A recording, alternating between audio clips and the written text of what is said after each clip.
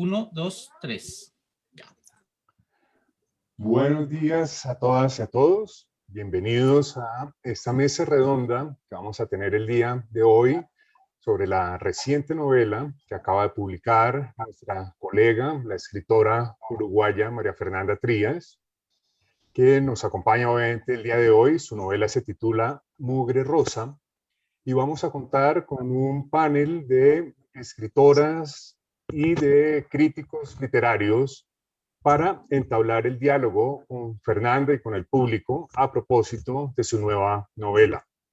Hoy nos acompañan entonces Piedad Bonet, escritora, poeta y quien fuera, como lo comentábamos hace unos minutos, profesora de varios de los que estamos hoy en día aquí en esta mesa redonda. Nos acompaña de la Universidad Nacional nuestra colega Patricia Trujillo, especialista en literatura latinoamericana, colombiana, y con quien hemos también estado en múltiples diálogos desde la perspectiva crítica de la lectura de estas nuevas narrativas latinoamericanas. Está mi colega del departamento, María Mercedes Andrade, que también es poeta, narradora, crítica literaria. En principio nos iban a acompañar también Julio Paredes, el editor general de la universidad, pero se disculpó y no puede asistir. Y nuestra colega Claudia Montilla, que es posible que en el curso de la mesa se logre conectar, pero también nos había anticipado que tenía un inconveniente y no podía estar desde el inicio. Entonces voy a hacer una breve presentación de quién es Fernanda, cuál ha sido su trayectoria, presentar una de las tantas reseñas que ya circulan sobre su novela, que salió inicialmente en Random House Uruguay a finales del año pasado y que ya empieza a circular por el resto de América Latina. Y hecha esa introducción, le daré la palabra a mis colegas para que presenten un balance de su lectura de la novela y a partir de ese balance de lectura establezcan unas posibles preguntas que a continuación pues trabajaremos ya con Fernanda. Al final recogeremos también las preguntas que los asistentes quieran ir registrando a través del chat. Entonces, paso a presentar a Fernanda. Fernanda es escritora, traductora, profesora de creación literaria, tiene el magíster en escritura creativa de la Universidad de Nueva York. Previamente ha publicado las novelas Cuaderno para un solo ojo, La azotea y La ciudad invencible, el libro de cuentos No soñarás flores, y entre los reconocimientos y premios que ha obtenido está el premio Seguib Eñe Casa de Velázquez, que obtuvo en Madrid en el año 2018, premio que le permitió, junto con la plaza que hoy en día ocupa en la Universidad de Escritora en Residencia, poder desarrollar este proyecto de escritura que desemboca en la publicación de la novela titulada Mugre Rosa. De las reseñas que estuve indagando a propósito ya de la publicación de la novela de Fernanda, retomo la que aparece en el portal Aurora Boreal, que apunta a lo siguiente. Y comparto esta reseña como para que también el público tenga presente mínimamente de qué trata la novela que vamos a discutir a continuación. Dice así esta reseña. Mugre Rosa es una novela apocalíptica, un tema muy actual. El argumento se desarrolla en una ciudad que por las referencias podría ser Montevideo, como se dice en otras reseñas, pero que podría suceder en cualquier ciudad del mundo durante una peste o pandemia como la que estamos viviendo, cuyo origen es casi desconocido, pero que el lector puede identificar como el producto de una tragedia ecológica catastrófica, producida tal vez por el cambio climático, donde los elementos de la naturaleza han sido gravemente afectados y son los principales protagonistas. Una humedad insoportable que todo lo corroe, un viento rojo pestilente que afecta a los seres humanos al secarles la piel y despellejarlos hasta la muerte, unas algas marrones que invaden las aguas, las contaminan y producen la muerte de los peces, Los pájaros desaparecen y con ellos sus trinos. La población destila rabia, miedo, desconcierto y reina la incertidumbre. La economía cae y el hambre se propaga. En la ciudad solo queda la fábrica de embutidos, donde se procesan las carnes de los pollos de galpón y los extractos de las carcasas de las reses. Estas carnes muertas vienen procesadas con amoníaco y otros químicos y se venden en forma de patés en tubos y de salchichas y jamones empacados en bolsas cuadradas. Hay alarmas que suenan para indicar que llegan los vientos rojos asesinos y la población tiene que correr a refugiarse en sus casas. Los hospitales están llenos de enfermos agudos y crónicos, la gente deambula con tapabocas y los hijos no pueden visitar a sus padres. Toda esta tragedia humana colectiva se entrelaza con la tragedia personal de la protagonista, una mujer joven, tal vez escritora de profesión, que deja su trabajo en una editorial para dedicarse a cuidar a Mauro, un niño con un síndrome rarísimo que le hace sentir la necesidad de estar comiendo a todo momento.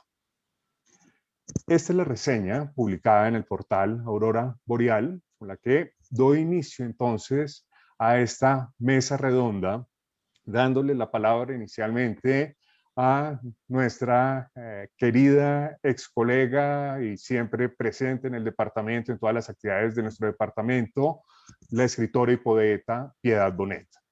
Bienvenida, Piedad. Estás sin activar el micrófono, Piedad. Saludaba a Mario y decía que es un placer muy grande estar aquí, de verdad, porque es volver a la universidad, a donde no voy hace casi 10 años, y estar presentando una novela que debo decir que me encantó. Lo que voy a sugerir para este evento es que le digamos a Fernanda cuáles fueron nuestras impresiones de lectora. Ella ya sabe algo de lo mío porque yo le hice la cintilla, ¿sí? Pero me parece muy bueno que ahora que estamos aquí, digamos, en el mundo de la academia, que leemos de una manera tan particular, que somos sobre todo, se supone, buenos lectores, pues que Fernanda nos oiga, ¿sí? Porque eso es lo que más le interesa siempre a un escritor, ver cómo lo leyeron y sobre todo cómo lo leyeron las personas que están metidas en ese medio, que no siempre tenemos la oportunidad de hacer reseñas escritas en los medios, sobre todo ahora donde parece que ya no hay casi lugar para hacer reseñas, ¿sí? Bueno, lo primero que yo diría es que voy a partir de la reseña que acaba de hacer Mario, porque una de las presentaciones posibles de esta novela es como una novela distópica, que tiene mucho que ver con esta situación tremenda que estamos viviendo. Yo creo que eso para el lector común va a ser una experiencia tremendamente importante, pero tengo que decir que esta novela se escribió antes de la pandemia y por tanto no es, digamos, una novela oportunista coyuntural, por decirlo así. Porque de pronto hay unos escritores que se van pegando como de los temas de moda, ¿sí? Y en la inmediatez del fenómeno escriben sobre esos temas. Lo que me parece aquí extraordinario es la capacidad anticipatoria que puede tener la literatura y cómo Fernanda supo, digamos, de alguna manera leer algo que se volvió real en un tiempo mínimo, ¿sí? Hasta el punto de sacar ella su novela en la mitad de la hecatombe que estamos viviendo, ¿sí? Pero entonces, lo que me parece maravilloso, debo decir que esta novela a mí me fascinó. Me gusta hablar así en términos como de el lector común y corriente. Me fascinó. Me fascinó hasta el punto de que me tuvo perturbada varias semanas en que yo volvía a la novela, ¿sí? Como escritora me perturbó porque me enseñó muchas cosas mientras leía.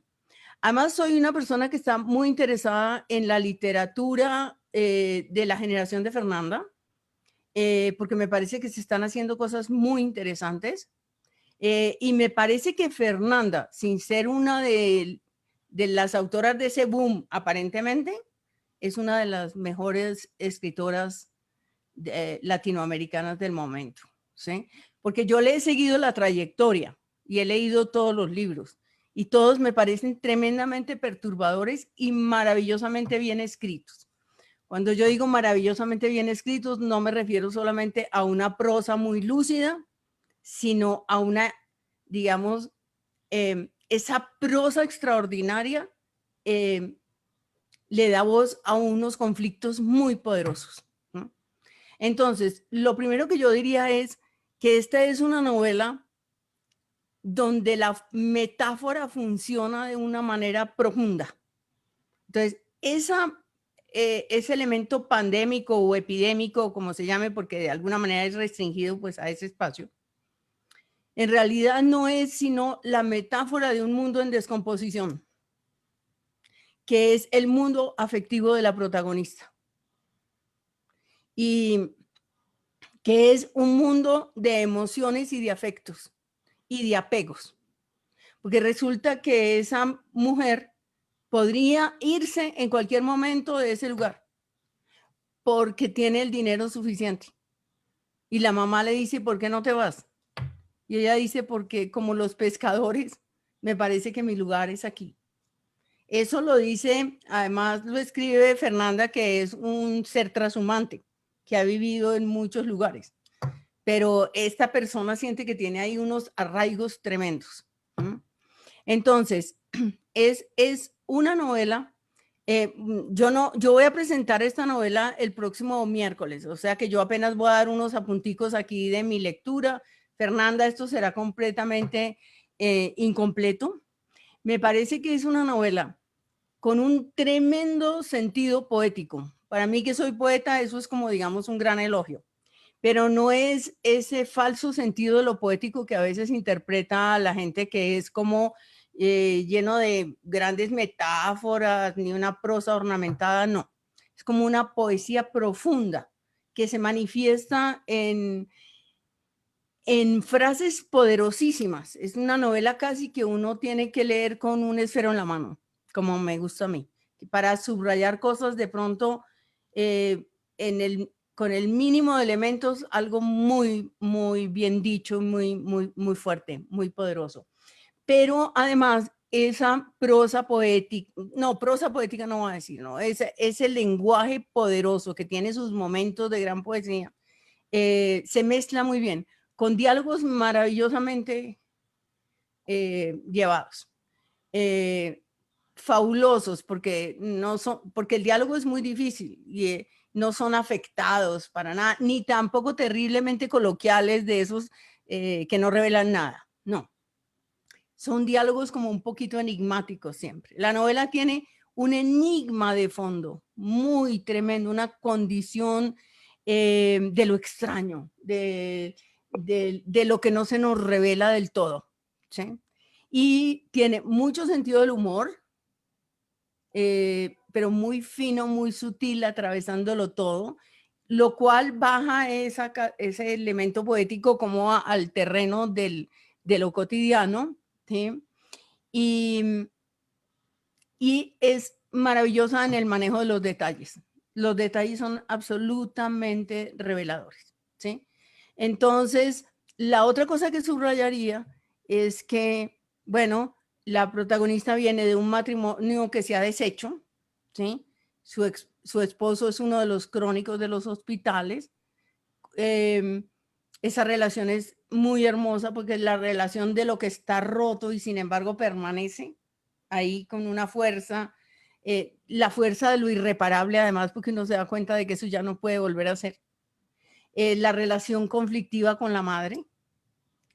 Y al lado de eso, la relación a través de la memoria con su nana, que es una relación de afecto profundo, y con ese niño, que tiene ese síndrome rarísimo, que es una relación que a mí me pareció súper bien llevada. ¿Por qué? Porque no es la relación abnegada de un ser humano porque además esto es como un martirio, cuidar a este niño. Entonces, no es la abnegación la que los une. Hay una cosa como de, tremendamente como de trabajo profesional, aquí estoy haciendo mis cosas, las estoy haciendo bien, ¿sí? Pero uno intuye un elemento de solidaridad y de comprensión del otro tremendo. Entonces hay una especie de cuestión paradojal donde ese personaje ya, la madre está lejísimo desde siempre, desde la infancia. El amor de su vida también como que se fue. Y en cambio, como que la sostienen dos cosas, dos vínculos con personas que están ajenas, ¿sí? Bueno, yo podría decir muchas otras cosas. Lo último tal vez de lo que quiero hablar aquí, porque me parece que puede redondear un poquito, es la capacidad tremenda que tiene Fernanda para crear atmósferas. La atmósfera es muy importante para el lector porque lo envuelve y es lo que de alguna manera lo perturba. Aquí hay una atmósfera que es física y que está maravillosamente tratada. La manera de adjetivar, de mostrar, de la niebla, del viento, de la soledad, del desamparo de esa sociedad que está viviendo eso, al lado del otro desamparo fundamental, que es el de esa mujer que sueña con otro mundo, pero que está anclado a este y que no se sabe si lo va a abandonar o no. Eso es lo que yo diría y solamente le preguntaría a Fernanda una cosa como para que entre Fernanda y empiece a hablar. Hay como unos textos que parecen poemas antes de cada capítulo. A mí esos textos me fascinaron. Yo creo, Fernanda, que tú serías una extraordinaria poeta. Pues en el sentido, digamos, tradicional de la palabra, de hacer versos, porque ahí se logra una cosa maravillosa. Entonces yo te pregunto es, ¿cómo llegaste a esa idea? Porque es que eso me pareció como muy particular, muy original. Bueno, sí, gracias Piedad, gracias por todos los comentarios, por tu lectura y tu apoyo. Se te está oyendo muy bajito, Fernanda. Ay, miércoles. ¿Ahí? Sí, un poquito mejor. ¿Mejor? Sí, tal vez quítate eso. Me baja el volumen a veces. Bueno, sí, esos momentos que... ¿No? Sí, se te está oyendo. Fue un momento muy importante cuando llegué a eso. Me acuerdo dónde estaba cuando lo entendí. Estaba en la casa de Velázquez, me acuerdo en qué lugar de la casa de Velázquez estaba, porque eso me ayudó a terminar de entender la estructura.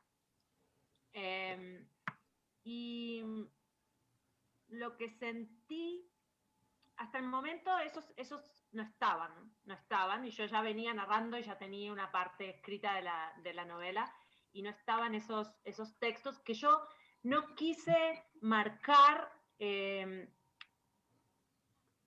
como explícitamente qué eran, si eran diálogos, si era una cosa como susurros suyos, como esas voces de fantasmas, ¿no? Y quería que quedaran flotando en la página también con la misma sensación de la niebla, de la nube, de ese blanco en torno a estos textos que estaban ahí, separando los capítulos. Entonces, yo lo que sentí estrictamente fue como si esas voces, yo las escuché. Yo escuché esos diálogos, digamos, que hay momentos más hacia el final empiezan a perder su calidad de diálogos, ¿no? Y empiezan ya a ser como una cosa que se va volviendo más volátil, ¿no? Más como esa niebla que cada vez es más fina, que cada vez es más es un segundo para que la niebla se levante y venga el viento, ¿no? Entonces, los escuché como voces, como si fueran voces que me hablaban al oído, como susurros. Me acordé de una película que creo que se llama La Colmena, no sé, una película española, viejísima, donde hay un momento en que hay unos que hablan en la oscuridad en voz baja, como abajo de las sábanas, ¿no? Y tenía algo supremamente, no sé, como que te eriza la piel, escuchar, me acuerdo yo tengo ese recuerdo más medio infantil, porque es muy vieja la película, sé que la vi cuando era bastante joven, y me quedó esa sensación, y siento que son como voces de fantasmas de alguna manera, ¿no? Como diálogos posibles que no necesariamente ocurrieron o que pueden haber ocurrido en un pasado, o bien que están en la imaginación, ¿no? Como esa cosa fantasmagórica que tenían esas voces, y que yo sentía que también, que también tenían como el mismo poder metafórico que esa niebla, ¿no? Entonces, cuando escuché estas voces, que fue uno de los primeros diálogos, ¿por qué quisiste morderme? No, ¿por qué quisiste volverte un santo? ¿Por qué quisiste morderme? ¿Por qué te dejabas? ¿No?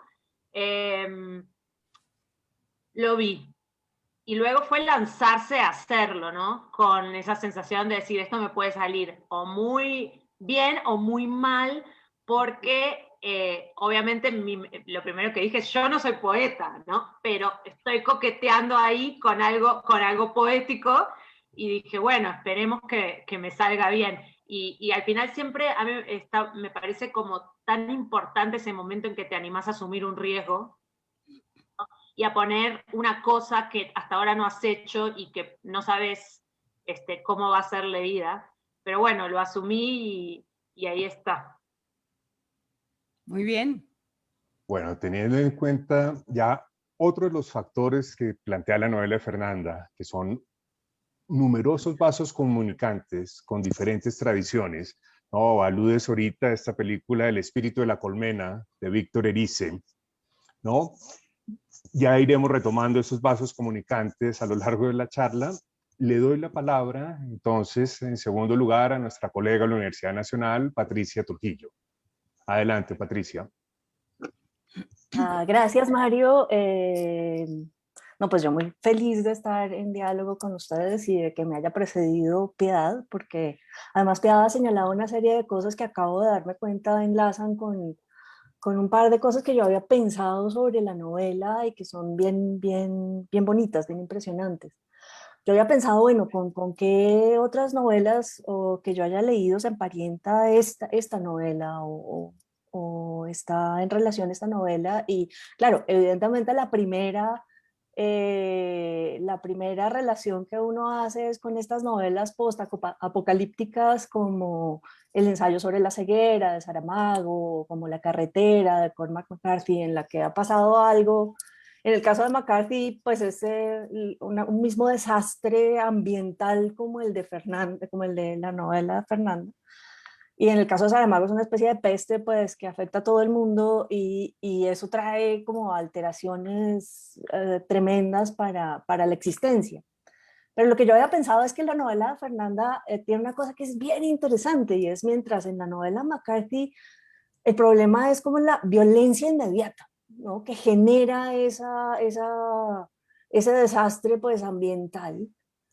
Y en el de Saramago es como todas las cuestiones que hace el gobierno para tener que ver con los ciudadanos y la experiencia inmediata de los ciudadanos que sufren esas medidas en términos sociales, en términos más públicos. En la novela de Fernanda, como decía Piedad, el final del mundo social público que se conoce es el final también del mundo interior, ¿no? Hay una conexión entre la descomposición, que fue el término que utilizó Piedad, que es mucho más preciso del mundo físico y el mundo afectivo, físico y social, y el mundo afectivo. Y por esa razón hay un énfasis muy grande en las relaciones personales y en la descomposición de esas relaciones personales, que sin embargo tienen esto que señalaba Piedad, como ciertas cosas paradójicas, porque la protagonista cuida pues de Mauro con un desprendimiento grande, asumiendo al mismo tiempo esto es una tarea que yo tengo que cumplir, ¿no? Y que la tengo que cumplir con firmeza, etcétera, etcétera, y al mismo tiempo sufre, ¿no? Digamos, el cansancio, ¿no? de esa tarea. Y es algo por lo que le pagan a ella, ¿no? También ella es muy consciente de esas contradicciones entre esto es un vínculo personal, y al final de la novela es muy impresionante cómo ese vínculo es muy, muy importante efectivamente para ella, porque todo el tiempo ella ha estado como manteniendo la fachada. Esto es una cuestión profesional, y las mismas contradicciones las hay en la relación con su exmarido, con su mamá, con el recuerdo de la persona que la cuidó. Y una de las cosas que yo estaba pensando, y que María Fernanda hablara de estas textos intercalados como la voz de los fantasmas, viene muy al caso. Porque una de las cosas que me impresionó esta es una novela como de duelo. Es una novela de un tiempo en el que y al final de la novela se repite varias veces esta cuestión. Esto es una especie de tiempo suspendido en el que las cosas que se murieron no se resignan a morir, y no hay nada que comience de nuevo todavía, ¿no? Y como ese dolor del duelo y esa presencia de los fantasmas está ahí, ¿no? El final, o pues que no es final, ¿no? La relación con Max es una cosa de esto ya se acabó, pero no se acabó, está ahí, ¿no? Y entonces es una novela muy íntima, porque es una novela en la que ha habido una degradación o una contracción del mundo personal, ¿no? Y que todavía no, como que no se han recabado las fuerzas para romper con lo presente o con lo pasado e inaugurar otro presente. Y eso hace otra cosa que es muy, muy interesante, que a mí me impresionó mucho en la novela. Y es que esta es una novela como que casi que trata de abolir el tiempo, ¿no? En la novela hay una yuxtaposición de tiempos muy clara, ¿no? Entonces hay un presente, que es el presente de la protagonista cuidando a Mario, yendo a visitar a Max en el hospital, yendo a visitar a su madre, y el tiempo más o menos transcurre en ese presente, ¿no? Hay un pasado inmediato que es el del desastre, o pues no sé qué tan inmediato podríamos decir, que es el del desastre ambiental y todas sus consecuencias. Hay un pasado más remoto, o dos pasados más remotos, que son la infancia y un poco la adolescencia de la protagonista, pero todos parecen estancados, todos parecen suspensos. Y eso lograrlo en una novela que es el arte o sea, que es el género en el cual se da el transcurso del tiempo y la transformación de todo, pues es muy interesante, ¿no? A contrapelo con toda va a contrapelo de toda la tradición literaria. Eso me impresionó bastante, mucho en la novela. Y creo que ahora que María Fernanda estaba hablando de los textos intercalados como una especie de voces de los protagonistas que vienen como, o que están presentes en esa especie de gran niebla que es la novela, viene muy al caso, porque esos textos ayudan a detener ese tiempo, ¿no? El hecho de que sean estos textos poéticos de los que hablaba de Piedad, pues la lírica es el género de la detención del instante, ¿no? Y de la concentración en el instante. Entonces, ese intercalamiento de los textos funciona muy bien en la novela así, ¿no? Y bueno, yo tal vez quisiera pues que María Fernanda hablara un poco más de esa concentración en la experiencia personal como esa incapacidad de enfrentar el paso del tiempo, pero también enfrentar el cambio, tal vez, no sé, no sabría cómo interpretarlo. Sí, muchas gracias. No sé si me oyen o si me sigo oyendo bajo. ¿Bajo? Hola, hola. Mejor así. Mejor así. Ahora sí, perfecto. Muchas gracias. Sí, a ver, me gustó mucho lo que... Porque sin duda es eso, ¿no? Es ese momento, yo pensaba cuando lo estaba escribiendo que el duelo, entonces el periodo del duelo es un tiempo extraño porque, y es como un tiempo de estar estancado de alguna manera, en que una cantidad de cosas que se están procesando, entonces que se están moviendo, pero por dentro, porque durante el duelo se reconstruye y se revive mucho, ¿no? Hay como un movimiento hacia atrás de repaso y tal vez como de no poder salir de ese pasado, por lo menos en mi experiencia, ¿no? De volver a pensar y cómo habría sido y cómo fue, y tal vez fue así exactamente y lo vuelvo a recordar, o con flashes que vienen de pronto, ¿no? A recordar un momento. Y siento que también en el momento de la pérdida, no solo se produce eso con el tiempo, que en vez de estar mirando hacia adelante, se está mirando hacia atrás, sino que también hay como algo vinculado a la nostalgia. Yo esta novela la sentí muy nostálgica porque en parte yo quería recuperar como unas trizas, como los recuerdos atomizados que a mí todavía me quedan de unas sensaciones de infancia, ¿no? Son todas esas vinculadas con la costa, con las playas, con todo lo más sensorial y pequeño, vinculado con ese mundo que ya no existe, ¿no?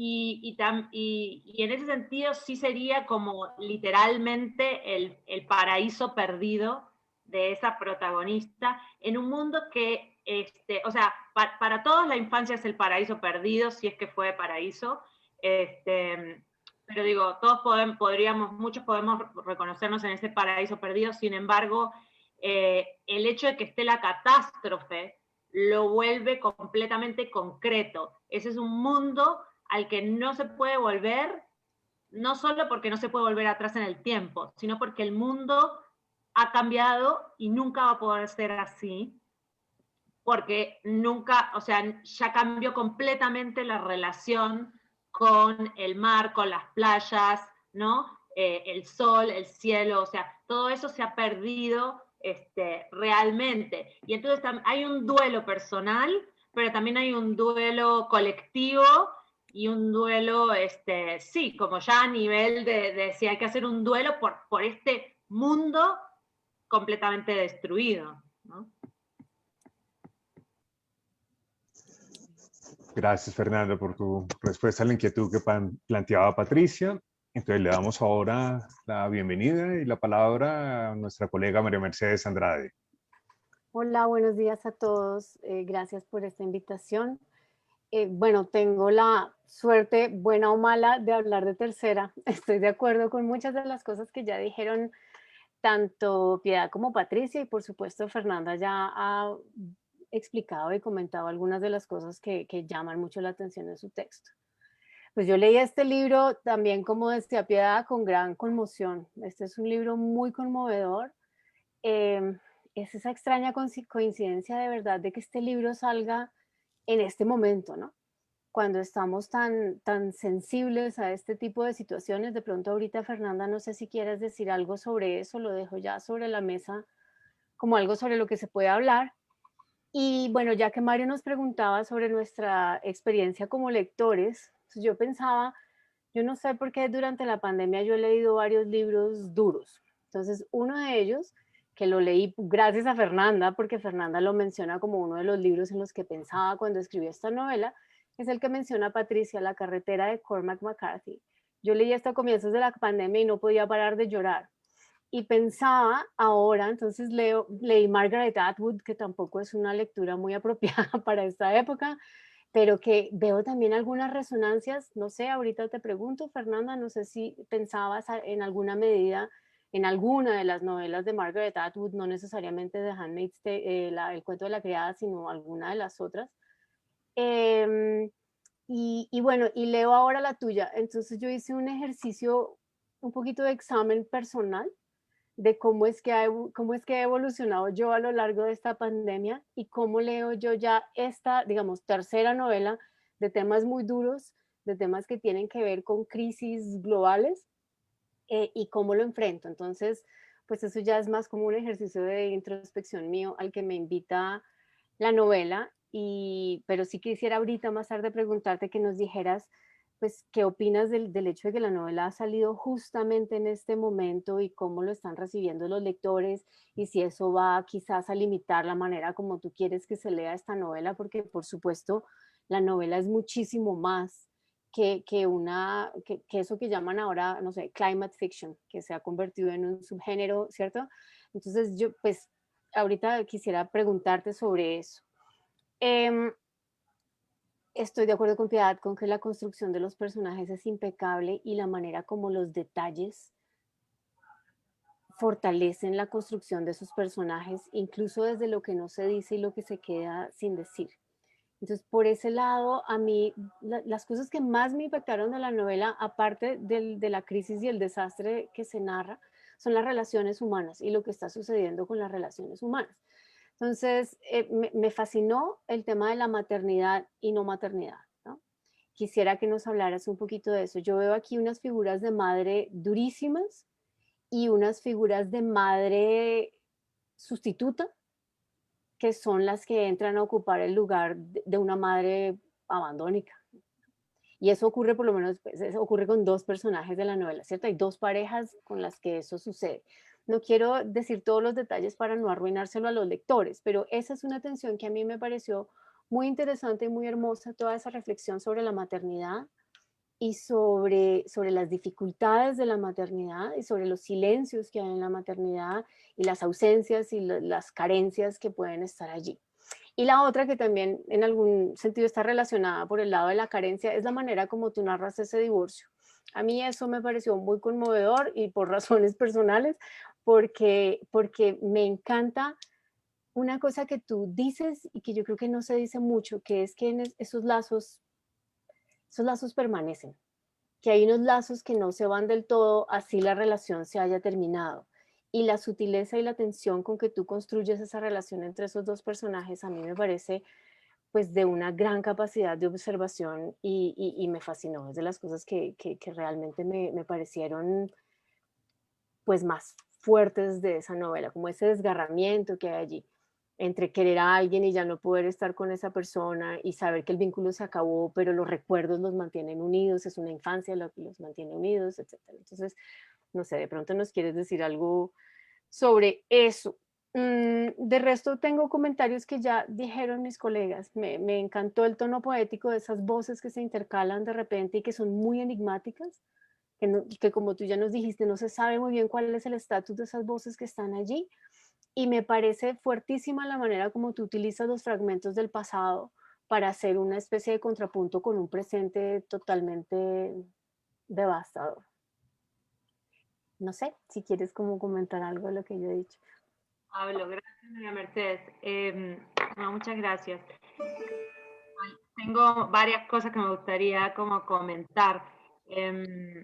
Lo último que dijiste de esos recuerdos que permanecen y de ese tiempo, se vincula con lo que decía Patricia del tiempo, de los tiempos, de cómo el tiempo funciona en la novela. Hubo otro momento que fue como otro momento donde yo termino de entender o que me ayuda a entender lo que estoy escribiendo, ¿no? Siempre son como, son esos momentos que van marcando la construcción, que fue cuando, porque yo hice muchas pruebas de narrador narrando, bueno, hice pruebas de narrador, omnisciente y luego protagónico, que es como está,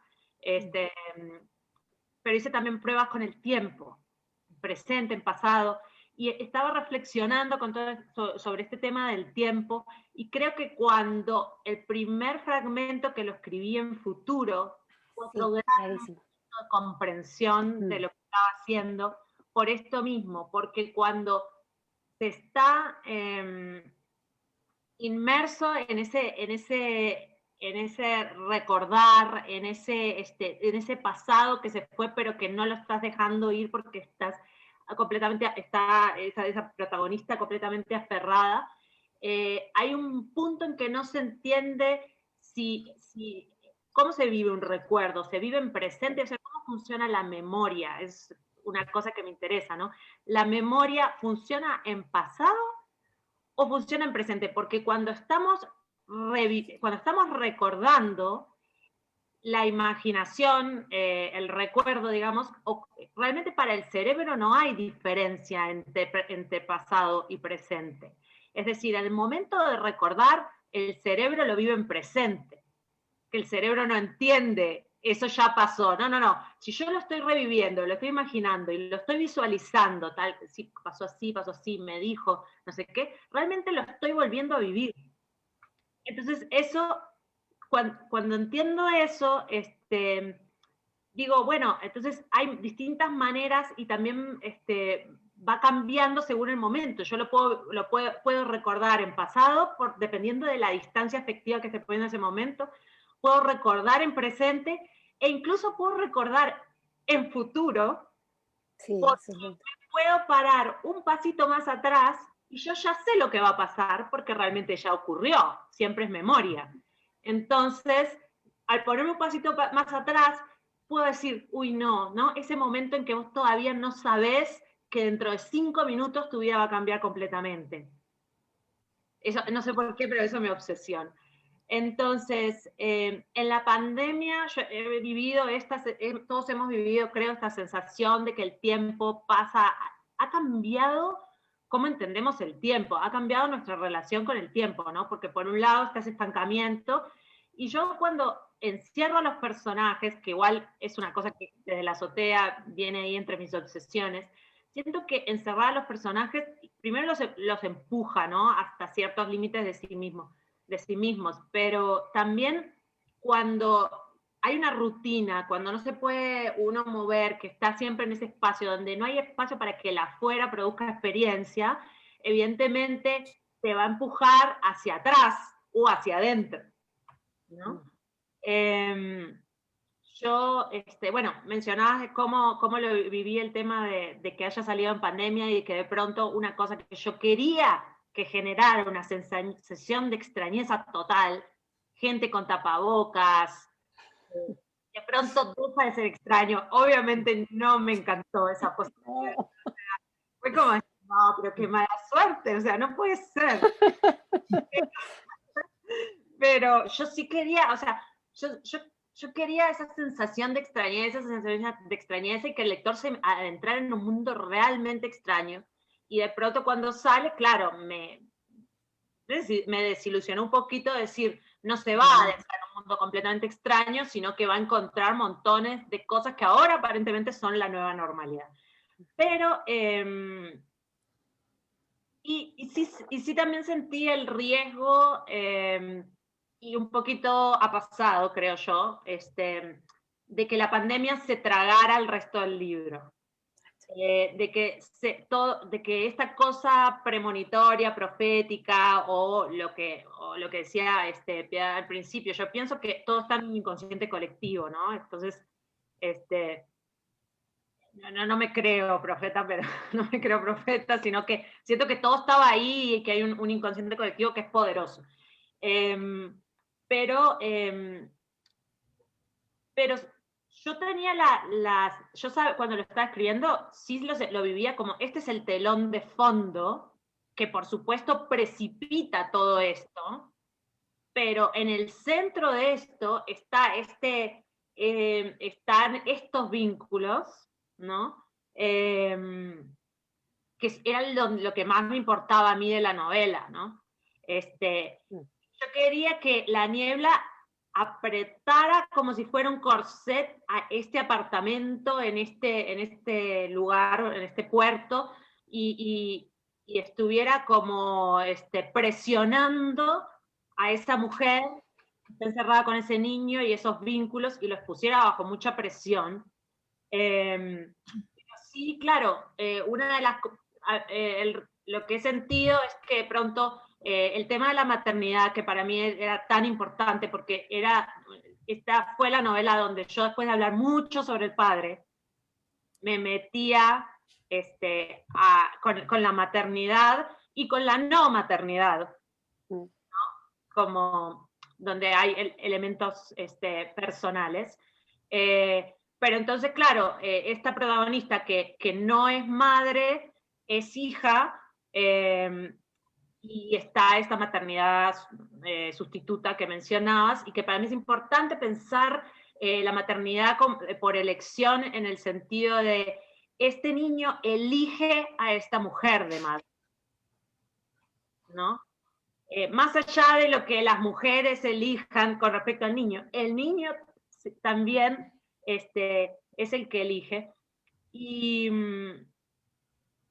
que hay muchas maneras de maternar, ¿no? Que también me parece como interesante explorar eso. No sé si me quedó algo por contar, pero bueno, eso. Gracias, Fernanda. Bueno, entonces voy a hacer uso de mi turno para señalar también algunos aspectos de estas lecturas compartidas. Y el primer punto es lo que ya han señalado mis compañeras de mesa, es esa capacidad que refleja la novela de la novelista con una capacidad visionaria. Y aquí el paralelo lo haría con una de las últimas novelas de Daniel Altit, la titulada Sumar, de cómo se anticipó un año entre la publicación y los eventos que ocurrieron en el segundo semestre ya de 2019 en la sociedad chilena, ¿no? Y ahí, Fernanda, veo como un paralelo también con tu novela, ¿no? Que creo, o la idea que yo tengo en ese sentido, es justamente la capacidad de la escritora, del escritor, de leer de una forma muy aguda el presente, de manera que se puede proyectar hacia un futuro en la escritura de su obra, ¿no? Y creo que tu novela en ese sentido es sobrecogedora, ¿no? Sorprende en ese sentido. Un punto que han mencionado mis colegas es esa escritura que oscila entre el tono narrativo diáfano, donde transcurren una serie de acontecimientos, pero cómo se van generando unos momentos de contención, como lo señalaba Piedad al inicio, una contención que puede tener todas las características de una propuesta poética, no de una falsa escritura en tono poético, sino justamente brindarle al lector, a la lectora, la posibilidad de hacer unas pausas en su ejercicio lector y ahondar en el desarrollo de los capítulos previos, ¿no? Entonces es como una especie de bisagra que funcionan estos textos, que por un lado podrían ser poemas, son textos que también podrían cumplir la función de hacer parte de una obra de teatro, ¿no? De una puesta en escena, ¿no? Y de allí esa construcción de esos diálogos. Y es justamente en uno de ellos que quiero detenerme para plantear una lectura y abrir un diálogo contigo, Fernanda, y es aquel en el que en muchas ocasiones yo asumí que ese diálogo se daba entre la protagonista y su ex esposo, ¿no? Que eran las dos voces que estaban allí en tensión. Entonces hay uno de ellos que apunta a lo siguiente: al final el castillo de arena se desmorona. Sí, vos lo sabés, siempre lo supiste. Entonces, ¿para qué lo construías? Decime vos. No para que durara, no para protegerlo de la ola, ya sea a dónde quieres llegar. El viaje si no está lleno de paradojas, no es un viaje. Creo que aquí hay también la posibilidad justamente de ver estos fragmentos como un ejercicio de metaliteratura que permiten dar fe de un arte narrativa, de un arte poética que está en juego. Y aquí estaría, creo que la metáfora muy fuerte de la novela, Fernanda, que es la metáfora de el viaje a la escritura. Y que en las respuestas que has ido brindando esta mañana, pues das fe de ello. ¿No? ¿Cuál es la búsqueda?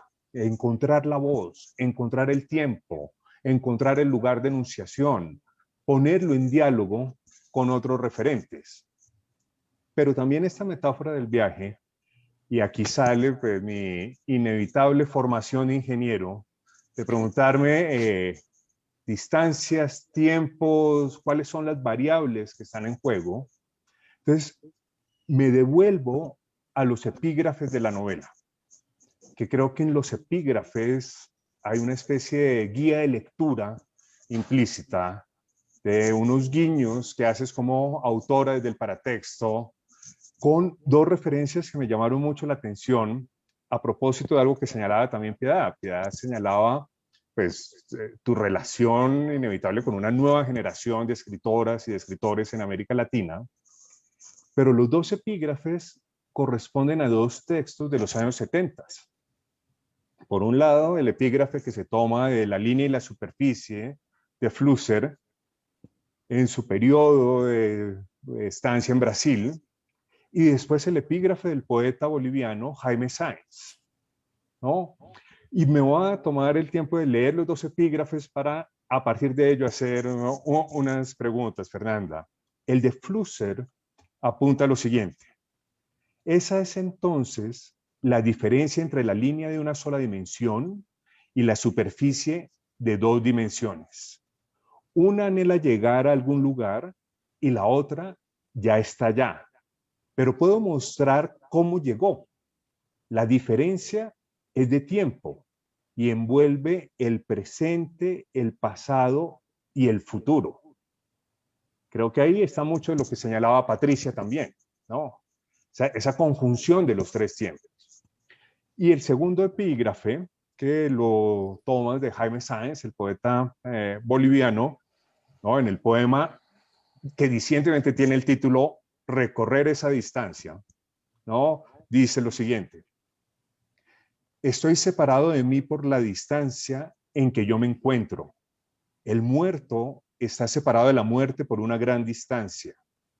Pienso recorrer esta distancia descansando en algún lugar, de espaldas en la morada del deseo, sin moverme de mi sitio, frente a la puerta cerrada con la luz del invierno a mi lado. Recorrer esa distancia, ¿no? Es el título del poema. Entonces, Fernanda, la inquietud que me asalta, obviamente, al hacer la lectura y volver a estos epígrafes, ¿no? Es la pregunta también por la arquitectura de la novela. O sea, ¿cuál es el juego en esa arquitectura, en la construcción de la trama ficcional, a partir de estos referentes que pones como epígrafes, que serían unos fantasmas con nombre propio? Hay otros que están permeando toda la trama y nosotros vamos a intentar ponerle como lectores nombre a esos fantasmas. Pero aquí están las referencias directas. Sí, yo creo que es tal cual lo has dicho, o sea, lo dijiste mejor de lo que lo podría decir yo, creo. El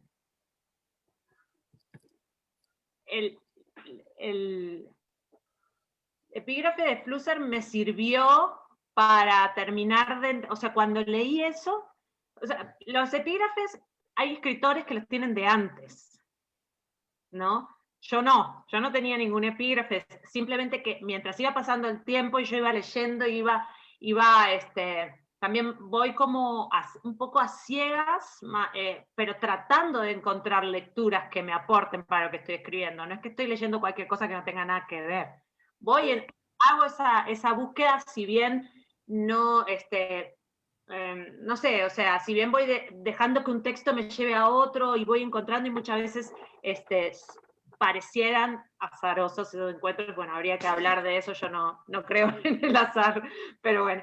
Entonces, leo ese texto, eso de Flusser, y digo, es eso. Porque no solo, bueno, el epígrafe hace referencia a la línea de la superficie, pero yo lo pensé, la imagen, ¿no? El sueño, los sueños son eso, tendrían a ser eso. El sueño ya está allí, ¿no? Pero puedo decir cómo llegué. Entonces, como está también esos elementos de los sueños lúcidos que tiene la protagonista, muchas veces es como, ya lo soñé, ¿no? También hay una cosa de déjà vu, esto ya lo soñé, esto ya lo viví, o realmente, ¿no? Lo estoy por vivir.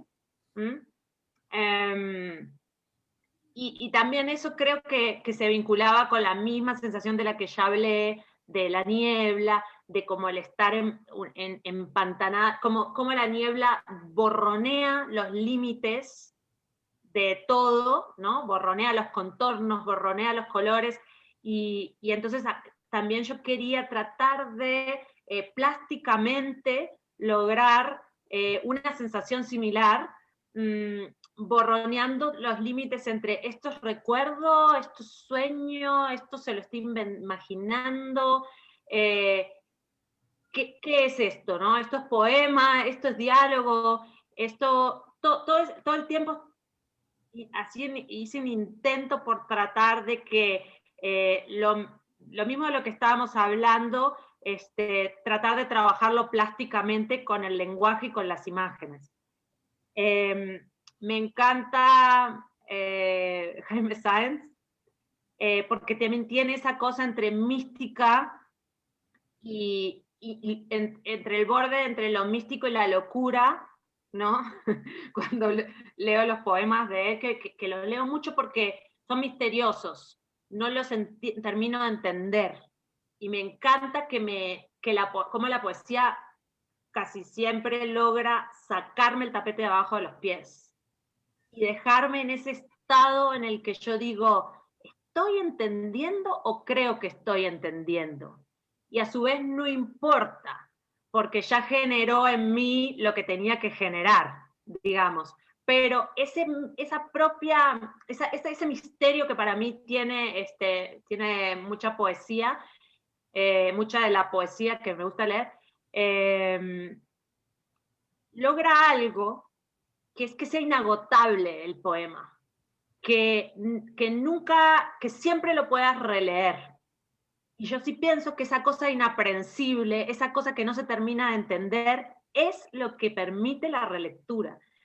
Y me gustaría, y pienso, sentí, y lo sigo sintiendo, pero si eso lo lograra yo hacer en un texto narrativo, como en una novela, entonces sería una novela que se prestaría a ser releída, y no a ser agotada, ¿no? Porque para mí tiene la poesía eso de que no se agota, o sea, lees un poema y lo lees tal cual lo estuvieras leyendo otra vez, y otra vez, y otra vez.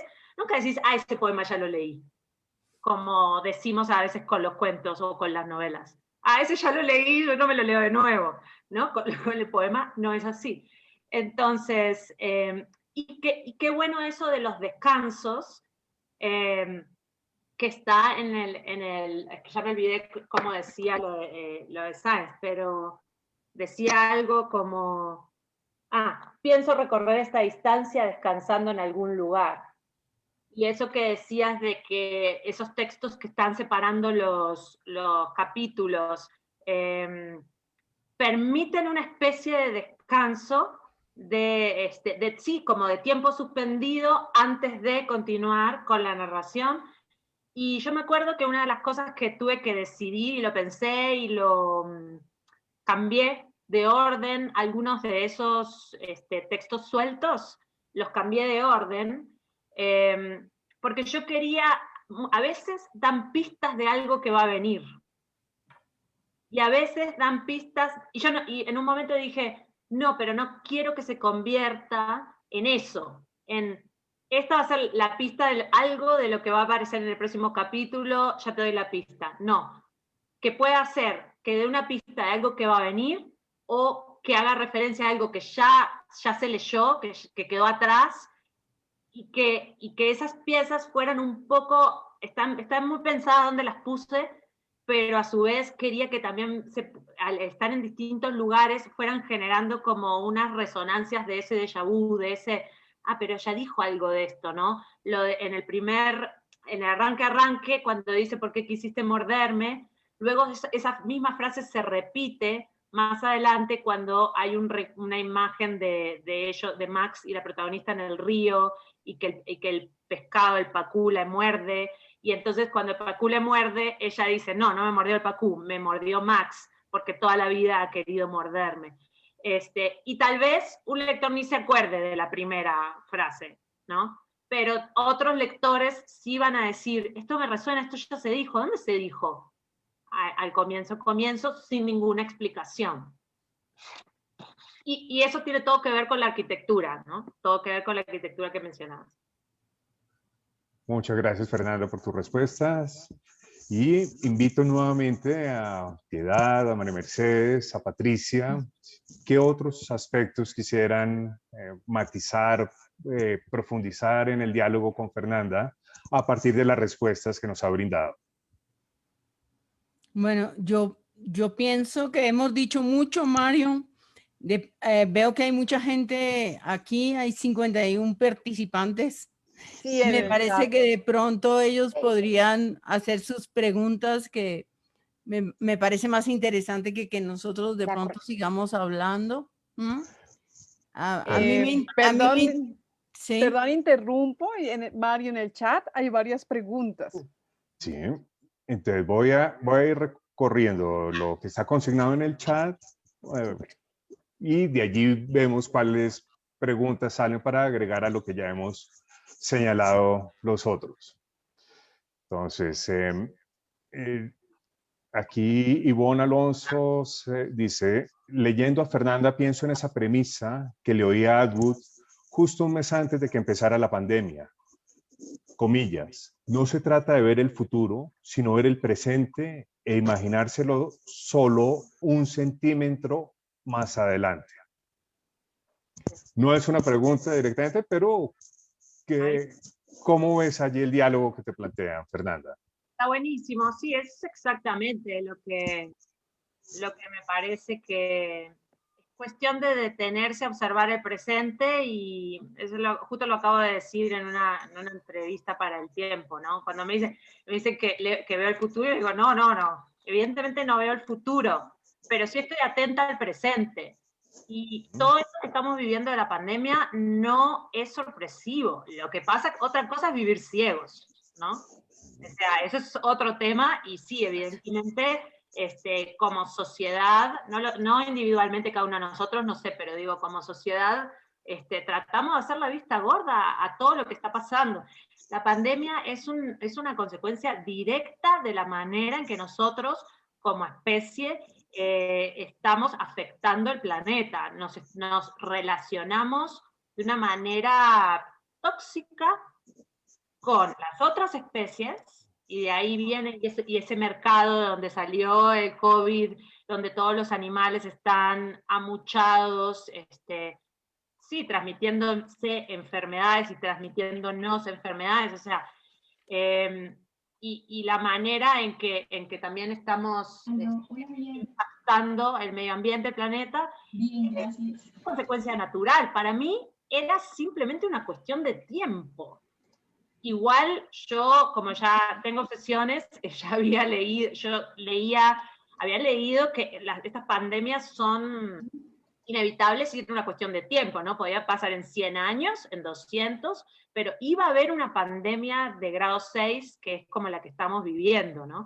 Y de hecho, una vez, hace años, yo había estado en el sitio web de la Organización Mundial de la Salud, y me impactó mucho descubrir que ellos tenían un semáforo dentro del sitio web, donde tenía verde, amarillo, rojo, de cómo estábamos respecto a la posibilidad de que surgiera una pandemia.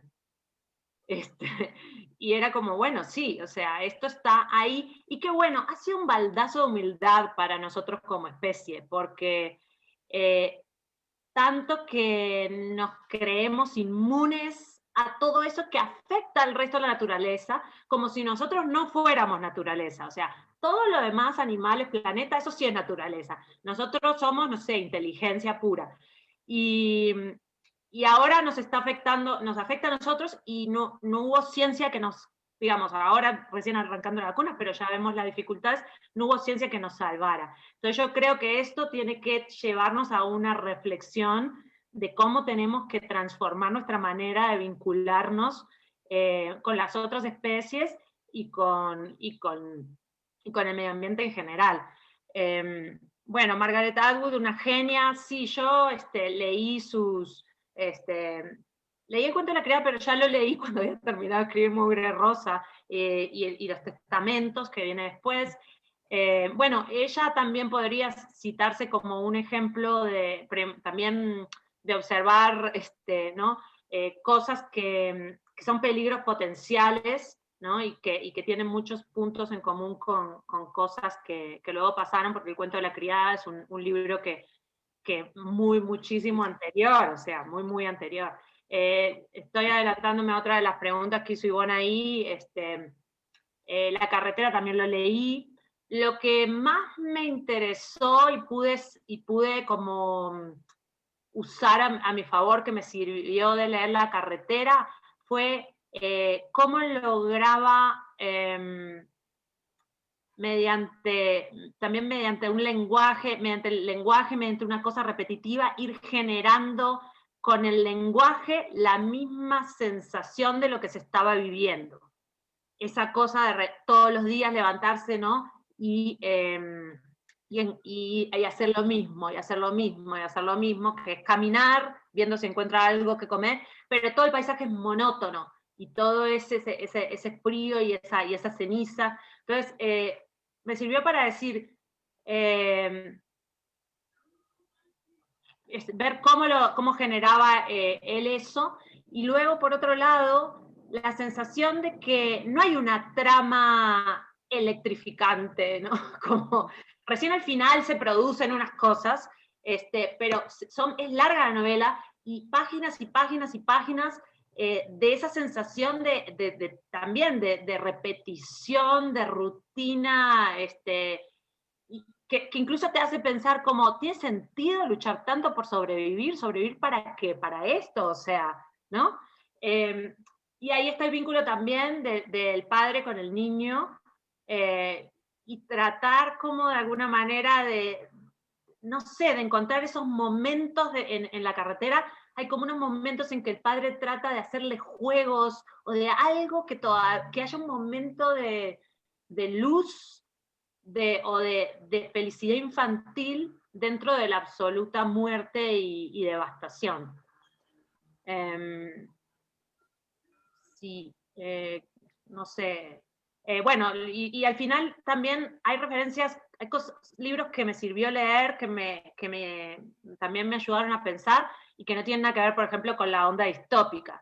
Por decir lo de los apegos feroces, que creo que mencionaba María Mercedes, el libro de Vivian Gornick, yo lo leí estando en España cuando estaba en la residencia, y nada que ver a esto, pero me ayudó a pensar el vínculo. Yo ya tenía un vínculo conflictivo con la madre, y como todo el libro de Apegos Feroces es justamente eso, ¿no? Ese decir, bueno, está ahí estancada con esa madre, porque ninguna de las dos se pueden separar, pero están ahí hiriéndose, están ahí diciéndose cosas terribles, pero a la vez también hay una cosa que las une, que, no sé, así, un amor, un apego feroz, ¿no? Entonces, sí me sirvió para pensar cómo trabajar el vínculo con esa madre narcisista, manipuladora, ¿no? Y el vínculo codependiente que ella tiene, tanto con la madre, porque a todos los cuida, ¿no? A todos los quiere de alguna manera, si pudiera salvar, pero a su vez es de un nivel de cansancio cargar con esos vínculos, que ya llega a un punto en el que sí, que está ese agotamiento, pero tampoco se puede zafar de ahí, ¿no? Entonces, apegos feroces, poesía, leer mucho porque para el ritmo, ¿no? Entonces leer mucha poesía en voz alta, y a mí me gusta después leer también mis textos en voz alta, muchas veces completa la novela en voz alta, para irle encontrando el ritmo. Yo quisiera aprovechar, porque es una de mis líneas de investigación narrativa urbana, pues la pregunta por esta Montevideo transformada en relación con una tradición literaria uruguaya, Lebrero, Onetti, Peri Rossi. ¿Cómo ves tu proyecto narrativo, no solamente en esta novela, también en las anteriores, Fernanda, con esa tradición? Yo pensé bastante sobre si quería o no nombrar Montevideo. No quería, porque no quería tener que... No me gusta ponerme camisas de fuerza que luego me limiten a mí misma. Entonces yo decía, bueno, y si hay un detalle o alguna cosa que no es idéntica a Montevideo, entonces, ¿qué? No es Montevideo. Pero, entonces, claro, yo pienso que como uruguaya, enseguida pienso en la Santa María de Onetti y digo, y creemos esta Montevideo, que no es Montevideo, como hizo Onetti, ¿no? Y no sé, yo siento, los argentinos son muy de nombrar su ciudad, ¿no? Ellos siempre está muy nombrada y está muy construida la ciudad, con todas las calles, con los nombres, con todo. Mientras que yo acá, a mí me divirtió, la verdad es que me pareció extremadamente divertido, porque también entre todas las cosas y que lo que implica escribir, un poquito de diversión también, ¿no? Hay que permitirse. Yo, por ejemplo, con la escena del gran trancón, el trancón histórico, el trancón que es como el éxodo oriental. Nosotros tenemos un momento fundacional de la historia del Uruguay que se llama el éxodo oriental, donde toda la población se movió, ¿no? Se fue en una gran caravana. Entonces yo pensaba, pensemos el éxodo oriental en clave catástrofe, ¿no? Y todo el mundo queriendo salir de la ciudad de golpe, como luego ha pasado acá en la pandemia. Toda la gente queriendo salir de Bogotá antes del encierro y generando esos trancones. Y como en Uruguay nunca ha habido un trancón, o sea, no existe ese concepto, yo nunca lo viví por primera vez cuando me fui a vivir a Europa. Yo no conocía qué era eso de estar en un trancón de tráfico, un embotellamiento, como le llamamos nosotros. Me pareció muy gracioso imaginármelo, ¿no? Yo me reía sola, ¿no? Capaz que a algún uruguayo le va a dar gracia, pero si no la referencia se pierde. Pero yo sí pienso que en la tradición uruguaya es distinta a la argentina, y no tendemos tanto a nombrar, sino a construir estas ciudades que son y no son, ¿no?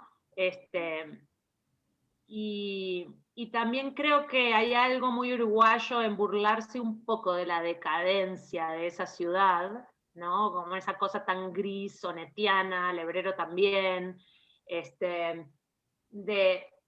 ¿no? De imaginar, es tan gris, es tan gris, tan gris, tan gris, es algo tan gris, que yo quería exagerar esa sensación con la niebla gris, con la gente gris, con la piel gris,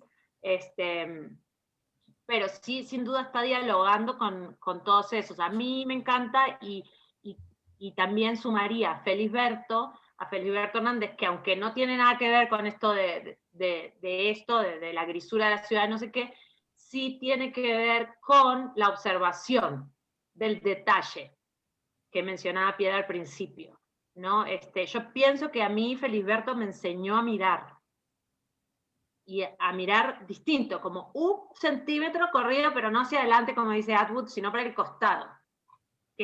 ¿No? Que de pronto, sí, todo de pronto tiene una fascinación, todo es mágico, y está observando las cosas más cotidianas. Hay una última pregunta que veo aquí en el chat de Rosa María Durán, que te señala: Fernanda, me llama mucho la atención que en la novela es justo antes de la destrucción que el mundo adquiere claridad y precisión, cuando se levanta la niebla. Y también la muerte que produce el viento rojo es una muerte en la que se siente todo a flor de piel. ¿Cómo pensaste esto de que es la claridad de la sensación y la visión lo que anuncia el final? No lo pensé así, que está lindo ver esta lectura. O sea, no lo pensé con esa misma claridad, digo, de decir intencionalmente voy a producir esto. Sí me importaba esto de la piel, o sea, incluso la sensación de que se pierde la piel con el contacto, se descama y se despelleja la gente, y entonces queda a flor de piel, queda en carne viva. A flor de piel es un poquito eufemístico y bastante más poético que el hecho de quedar en carne viva, ¿no? Pero sí, evidentemente yo cuando aparecieron estos síntomas, se me aparecieron, digo yo, estos síntomas, y que vi que estos eran los síntomas, obviamente vi enseguida la capacidad metafórica de eso, de quedar sin piel, ¿no?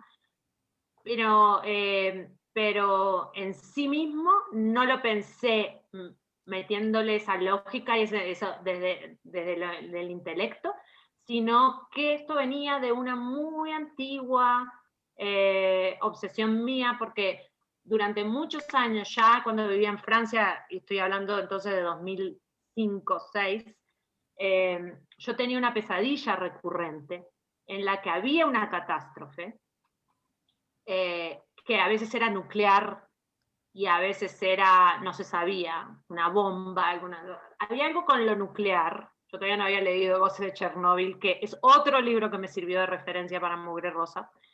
Y había una catástrofe que a veces era nuclear y a veces era imprecisa, y nos quedábamos despellejados. O sea, y esta pesadilla era recurrente. Yo obviamente cada vez que me iba a acostar tenía terror de soñar esto, y muchas veces soñaba esto y soñaba lo mismo. Y entonces tengo una que la escribí en un diario y me quedó muy grabada, en la que yo intentaba salvarme sumergiéndome en un río. Mira, yo intentaba salvarme de la onda expansiva, de sumergirme en el río, y luego cuando se pasaba la onda expansiva yo salía del agua y decía, ay, listo, no me tocó, me salvé.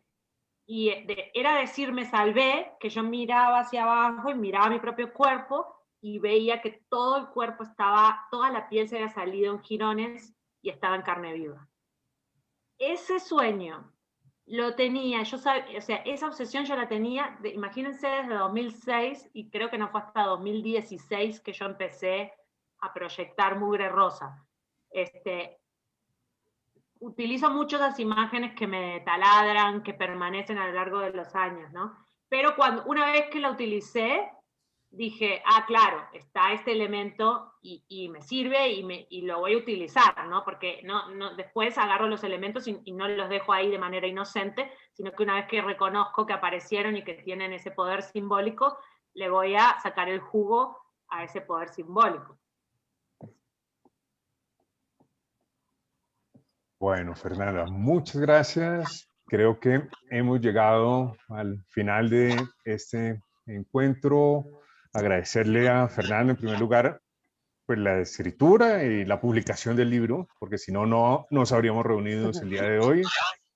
Agradecerle a Piedad Bonet, a María Mercedes Andrade, a Patricia Trujillo, su lectura, compartir esa lectura con nosotros, a todos los asistentes en este evento que organizó la Facultad de Artes y Humanidades, el Departamento de Humanidades y Literatura y Ediciones Uniandes. Y seguiremos seguramente en el diálogo. Ya se nos anunció que el miércoles pues, estaremos pendientes de la presentación que hará Piedad de tu libro, para poder seguir en ese diálogo de lectores y con el privilegio de contar con unas lecturas tan finas que hoy se plantearon y se discutieron con Fernanda. Entonces, Lo agradezco buen de día todo. para todos.